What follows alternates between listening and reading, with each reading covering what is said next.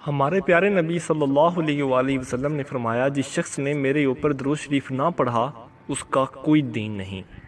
قرآن کریم میں سورہ آل عمران میں ہے کہ اے رسول اللہ صلی اللہ علیہ وآلہ وسلم، آپ لوگوں سے فرما دیجئے کہ اگر تم اللہ تعالیٰ سے دوستی کا دم بھرتے ہو تو میری پیروی کرو، خدا تمہیں اپنا دوست بنائے گا۔ اسی طرح سے سورہ احزاب میں ہے، بے شک اللہ اور اس کے فرشتے نبی کریم صلی اللہ علیہ وآلہ وسلم پر درود پڑھ رہے ہیں، اے مومنو تم بھی ان کے اوپر درود پڑھو اور پوری طرح سلام بھیجو۔ نبی کریم صلی اللہ علیہ وآلہ وسلم نے فرمایا کہ جس شخص نے مجھ پر درود پاک نہ پڑھا اس کا وضو نہیں ہے۔ درود شریف ایک سلام ہے جو حضور صلی اللہ علیہ وآلہ وسلم کی خدمت میں پیش کیا جاتا ہے، اور اس کے بے بہا فوائد ہیں جس سے دنیا و آخرت کی بھلائی اور کامرانی ممکن ہے۔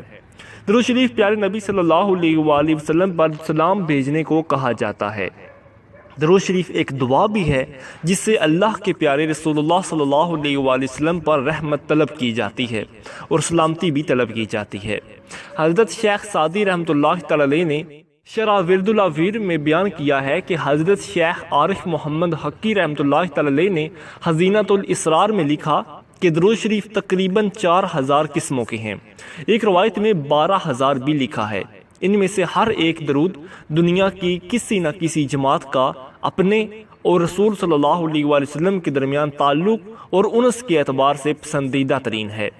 دنیا میں موجود ہر مسلمان اپنی مرضی کا من پسند درود پاک پڑھ کر اپنے پیارے نبی صلی اللہ علیہ وآلہ وسلم کی خوشنودی حاصل کی جستجو کرنے میں لگا ہوا ہے، اور اس کی بہت سی مشکلات اور مسائل سے اس کی بدولت نجات ممکن ہو جاتی ہے۔ اللہ تعالیٰ نے اس مادی دنیا میں جس طرح سے پھولوں پھلوں کو خاص شکل و صورت دی ہوئی ہے، لیکن پھولوں کا سردار گلاب ہے اور عام پھلوں کا سردار ہے، اسی مانند درود شریف کو بھی عبادات میں خاص امتیاز حاصل ہے، اور یہ ورد و وظائف کا سردار بھی ہے۔ مشکل جو سر پر آ پڑی تیرے ہی نام ٹلی، مشکل کشا ہے تیرا نام، تجھ پہ لاکھوں درود و سلام۔ ہر مسلمان کے لیے جنت کے ساتھ ساتھ اللہ تعالیٰ کے قرب کا حصول بھی اس کے پڑھنے سے حاصل ہوتا ہے۔ اللہ تعالیٰ خود بھی درود پاک پڑھ رہا ہے اور اس کے فرشتے بھی درود بھیج رہے ہیں۔ درود شریف اللہ تعالیٰ کے ذکر اور نبی کریم صلی اللہ علیہ وآلہ وسلم کی تعظیم پر مبنی ایک بہترین عبادت ہے۔ ہم تو صرف اللہ کے ساتھ ہاں میں ہاں ملاتے ہیں اور بڑے سے بڑا فائدہ حاصل کر لیتے ہیں۔ اس کو پڑھنے کے لیے ضروری ہے کہ ہم باوضو ہوں اور چلتے پھرتے پڑھتے رہیں اور اپنے تمام تر ضروری کام کاج بھی کرتے رہیں۔ دل میں یا زبان سے با آواز بلند بھی پڑھ سکتے ہیں۔ حضرت شیخ عبد القادر جیلانی غوث العظم رحمۃ اللہ تعالی اپنی مارکتہ الاسرار تصنیف غنیز الطالبین میں فرماتے ہیں کہ امت کا نبی کریم صلی اللہ علیہ وآلہ وسلم پر درود پاک بھیجنا شفاعت کا طلب کرنا ہے۔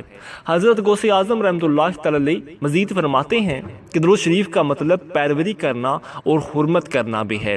حضرت شاہ عبد القادر صاحب نور اللہ مرقدہ مرحوم فرماتے ہیں کہ درود شریف اللہ تعالیٰ سے رحمت مانگنی اپنے پیارے نبی صلی اللہ علیہ وآلہ وسلم پر اور ان کے گھرانے پر بڑی قبولیت رکھتی ہے۔ ان پر ان کے لائق رحمت اترتی ہے اور ایک دفعہ مانگنے سے 10 رحمتیں نازل ہوتی ہیں، اور یہ رحمتیں اس مانگنے والے پر اترتی ہیں، اور جب جس کا جی چاہے اتنی ہی رحمت حاصل کر لے۔ حضرت علامہ زرقانی شرح مواہب میں نقل کرتے ہیں کہ درود شریف پڑھنے سے اللہ تعالیٰ کی بارگاہ میں قرب حاصل ہوتا ہے۔ جس کو بھی اللہ تعالیٰ کا قرب آسانی سے ملا ہے تو درود شریف کی وجہ سے ہی ملا ہے، اور جس کو ولایت حاصل ہوئی ہے تو اسی کی بدولت ملی ہے۔ درود شریف پڑھنے والے کو دونوں طرف سے برکات ملتی ہیں، اللہ تعالیٰ کے دربار میں مقبولیت اور حضور صلی اللہ علیہ وآلہ وسلم کے دربار میں قبولیت۔ یہ ایک نہایت آسان اور بابرکت تجارت ہے جس سے کسی بھی آدمی کو بلا تکلیف صرف منافع ہی ملتا ہے۔ یہی وہ واحد وظیفہ ہے جس کے پڑھنے کے الٹ اثرات نہیں پڑتے اور ہم کثرت سے پڑھ سکتے ہیں۔ حضرت علامہ احمد بن مبارک اپنی مشہور کتاب لبریز جو غوث الزمان بالعرفان سیدنا عبدالعزیز رحمۃ اللہ تعالی کے ملفوظات پر مشتمل ہے، 11ویں باب میں ارشاد فرماتے ہیں کہ حضرت شیخ سے اس قول کے بارے میں فرماتے سنا تھا کہ نبی کریم صلی اللہ علیہ وآلہ وسلم پر درود شریف ہر ایک شخص سے قطعی طور پر قبول ہے۔ اس میں قطعی شک و شبہ نہیں کہ درود شریف تمام اعمال سے افضل ہے، اور یہ ملائکہ کا بھی ذکر ہے۔ جو کہ جنت میں رہتے ہیں۔ یہ ملائکہ جب بھی درود شریف کا ذکر کرتے ہیں تو جنت کشادہ ہو جاتی ہے، اور یہ کشادگی نبی کریم صلی اللہ علیہ وآلہ وسلم پر درود شریف کی برکات کی بدولت ہوتی ہے۔ جنت بڑھنا اس وقت بند کر دیتی ہے جب ملائکہ تسبیح پڑھنا شروع کرتے ہیں اور اللہ تعالیٰ ان پر تجلی ڈالتا ہے، اور جو ہی تجلی پڑتی ہے ملائکہ تسبیح بیان کرنا شروع کر دیتے ہیں اور تسبیح سنتے ہیں تو جنت ٹھہر جاتی ہے۔ ایک بات یاد رکھنا چاہیے کہ قرآن شریف اللہ تعالیٰ کا کلام ہے، مگر اللہ نے کبھی یہ نہیں کہا کہ قرآن میں بھی پڑھتا ہوں اور تم بھی پڑھو، لیکن درود شریف کے متعلق صاف صاف کہہ دیا کہ میں بھی اسلام بھیجتا ہوں، ملائکہ بھی، اور مومنوں تم بھی بھیجو۔ اس کے معنی صرف درود شریف پڑھنے سے ہی ہم مومن ہو جاتے ہیں۔ بہت سے لوگ اپنے آپ کو مومن تو بڑی خوشنودی سے کہلواتے ہیں، مگر ان میں سے اکثریت ایسی ہے جو کہ درود شریف پڑھنے کی توفیق تک نہیں رکھتے۔ قرآن کریم میں اللہ تعالیٰ ارشاد فرماتا ہے، ترجمہ یعنی بلند کیا ہم نے تمہارے لیے تمہارا ذکر۔ علامہ قاضی ایاز رحمۃ اللہ تعالی علیہ تفسیر فرماتے ہیں کہ حق تبارک و تعالیٰ نے اپنے حبیب احمد مجتبیٰ صلی اللہ علیہ وآلہ وسلم سے ارشاد فرمایا کہ میں نے تمہیں اپنی یاد میں سے ایک یاد کیا، جس نے تمہارا ذکر کیا اس نے میرا ذکر کیا۔ اس کا صاف اور صاف مطلب یہ ہے کہ جس نے حضور صلی اللہ علیہ وآلہ وسلم پر صلاۃ و سلام پڑھا تو اس نے تحقیق اللہ تعالیٰ کا ذکر کیا۔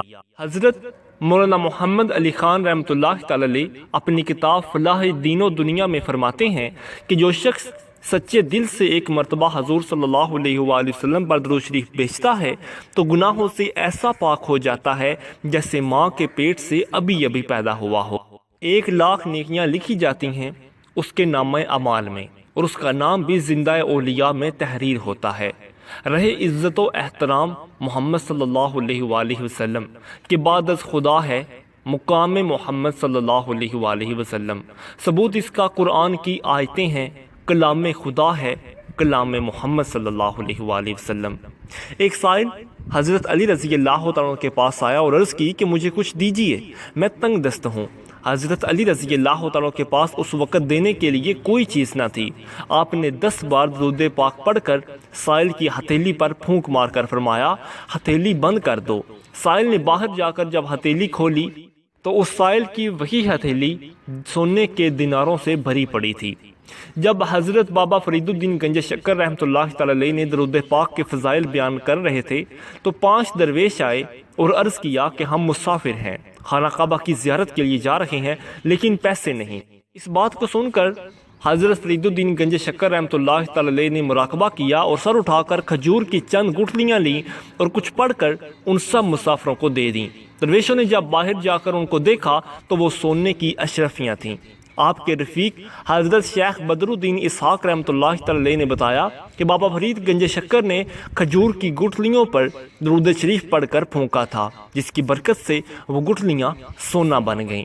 امام شافعی رحمۃ اللہ تعالی علیہ کے بڑے شاگرد حضرت امام اسماعیل مزنی رحمۃ اللہ تعالی علیہ فرماتے ہیں کہ بعد مرنے کے امام شافعی رحمۃ اللہ تعالی علیہ کو خواب میں دیکھا اور دریافت کیا کہ رب تعالیٰ نے کیا معاملہ کیا؟ بولے، اللہ تعالیٰ نے مجھے فوراً بخش دیا، اور فرشتوں کو حکم ملا کہ امام شافعی کو بڑے عزت و احترام کے ساتھ جنت میں لے آؤ۔ یہ سب اس درود شریف کی برکت کی وجہ سے ہوا تھا جو میں نے پڑھا تھا۔ حضرت عمر بن خطاب رضی اللہ تعالیٰ کی خلافت کے زمانے میں ایک شخص مالدار تھا لیکن اس کا کردار اچھا نہیں تھا۔ درود پاک سے اسے بڑی محبت تھی، درود پاک سے کبھی غافل نہیں رہتا تھا۔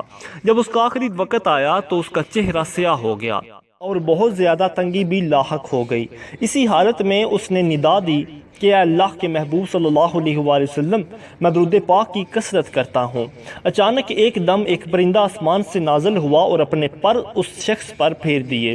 فوراً چہرہ نور سے لبریز ہو گیا، کستوری کی خوشبو مہک اٹھی اور وہ کلمہ پڑھتا ہوا دنیا سے رخصت ہوا۔ مدفون ہونے کے بعد جب رات ہوئی تو ایک شخص نے دیکھا کہ وہ زمین اور آسمان کے درمیان چل رہا ہے اور پڑھ رہا ہے، ان اللہ و ملائکۃہ یصلون علی النبی یا ایھا الذین آمنوا صلوا علیہ وسلموا تسلیما۔ نگاہ عشق و مستی میں وہی اول وہی آخر، وہی قرآن وہی فرقان وہی یاسین وہی طٰہٰ۔ دنیا میں شاعر تو کئی گزرے ہیں لیکن جو بلند و مرتبہ علامہ اقبال رحمۃ اللہ تعالی علیہ کو ملا ہے وہ کسی اور کا نصیب نہیں بنا۔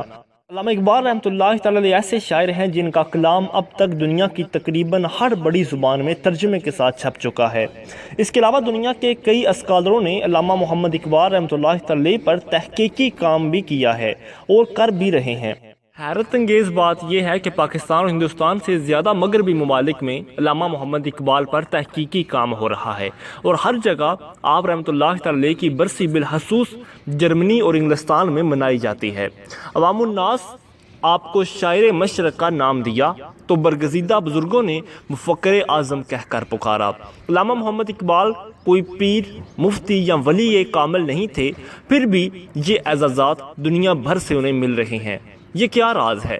یہ راز صرف نبی کریم صلی اللہ علیہ وآلہ وسلم کے ساتھ لازوال محبت اور عشق نبی صلی اللہ علیہ وآلہ وسلم کی وجہ سے ہے، جس کا ثبوت صرف اسی ایک شعر سے ہی مل سکتا ہے جس میں علامہ اقبال فرماتے ہیں: تو غنی از ہر دو عالم من فقیر، روز محشر از رہائے من پذیر، در حسابم رات و بینی ناگزیر، از نگاہ مصطفیٰ پنہاں بغیر۔ علامہ اقبال اللہ تعالیٰ سے دعا مانگ رہے ہیں کہ تو دونوں جہانوں کا امیر ہے اور میں ایک فقیر ہوں، مجھ سے کیا حساب و کتاب لوگے؟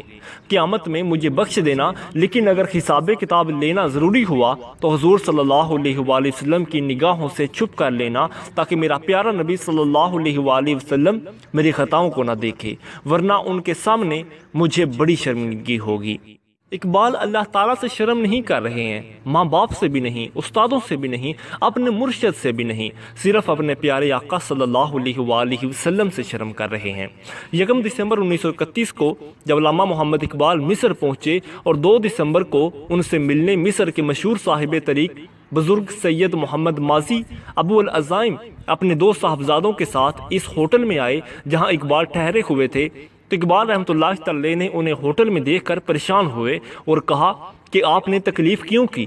میں خود حاضر ہو جاتا۔ انہوں نے کہا کہ خواجہ دو جہاں صلی اللہ علیہ وآلہ وسلم کا ارشاد ہے کہ جس نے دین سے تمسک کیا ہو اس کی زیارت کو جاؤ گے تو مجھے خوشی ہوگی، لہٰذا میں اس ارشاد کی اتباع میں چلا جاتا ہوں تاکہ میرے آقا صلی اللہ علیہ وآلہ وسلم مجھ سے خوش ہوں۔ اقبال ان کی بات سن کر بےتاب ہو گئے۔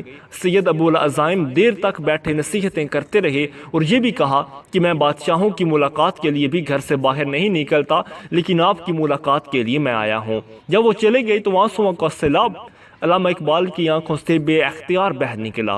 آپ فرمانے لگے، ایسا زمانہ آ گیا ہے کہ لوگ مجھ جیسے گنہگار کو متمسک بالدین سمجھ کر حضور خواجہ دو جہاں صلی اللہ علیہ وآلہ وسلم کے ارشاد کی اتباع میں بغرض خوشنودی حضور صلی اللہ علیہ وآلہ وسلم ملنے آتے ہیں۔ اس راز سے پتہ چلا کیوں اللہ کے بندے صرف اقبال ہی اقبال پکارتے رہے ہیں۔ خاص طور پر پاکستان میں تو کوئی ایسا طالب علم نہیں ہوگا جس کو اقبال کے کچھ نہ کچھ اشعار یاد نہ ہوں۔ واقعتاً اقبال نے حضور صلی اللہ علیہ وآلہ وسلم سے وفا کی ہے۔ علامہ محمد اقبال کا دنیاوی مرتبہ تو ہم دیکھ رہے ہیں، یقیناً لوح و قلم پر بھی وہ جنتی لکھے ہوئے ہیں۔ ہمیں تو اس میں محمد صلی اللہ علیہ وآلہ وسلم سے ایک خزانہ ملا، جو بے یقین تھے انہیں گھر کا راستہ نہ ملا۔ حضرت ابوبکر شبلی رحمۃ اللہ تعالی کو وقت کے بادشاہ نے بلاوا بھیجا اور عرض کی کہ یا حضرت میری بیماری کو 6 مہینے گزر گئی لیکن کہیں سے آرام نہ آیا۔ حضرت شبلی نے فرمایا کہ فکر مت کرو، اللہ تعالیٰ کی رحمت سے ابھی آرام آ جائے گا، اور آپ نے درود شریف پڑھ کر اس بادشاہ کے جسم پر پھونکا۔ بادشاہ اسی وقت تندرست ہو گیا اور اس کا مرض بھی جاتا رہا۔ دامن مصطفیٰ سے جو لپٹا یگانہ ہو گیا، جس کے حضور ہو گئے اس کا زمانہ ہو گیا۔ درامی شریف میں ہے، بینہ بن وہب رضی اللہ تعالیٰ سے مروی ہے، کعب اخبار رضی اللہ تعالیٰ عنہ حضرت عائشہ صدیقہ رضی اللہ تعالیٰ عنہما کے پاس آئے اور حاضرین نے حضور صلی اللہ علیہ وآلہ وسلم کا ذکر کیا تو کعب اخبار نے کہا کہ کوئی ایسا دن نہیں آتا جس میں 70,000 فرشتے نہ آتے ہوں، یہاں تک کہ رسول اللہ صلی اللہ علیہ وآلہ وسلم کی قبر شریف کو احاطہ کر لیتے ہیں اور آپ صلی اللہ علیہ وآلہ وسلم پر درود شریف پڑھتے ہیں، یہاں تک کہ شام ہو جاتی ہے اور وہ آسمان پر چڑھ جاتے ہیں اور ان کی جگہ دوسرے فرشتے اترتے ہیں اور وہ بھی ایسا کرتے ہیں۔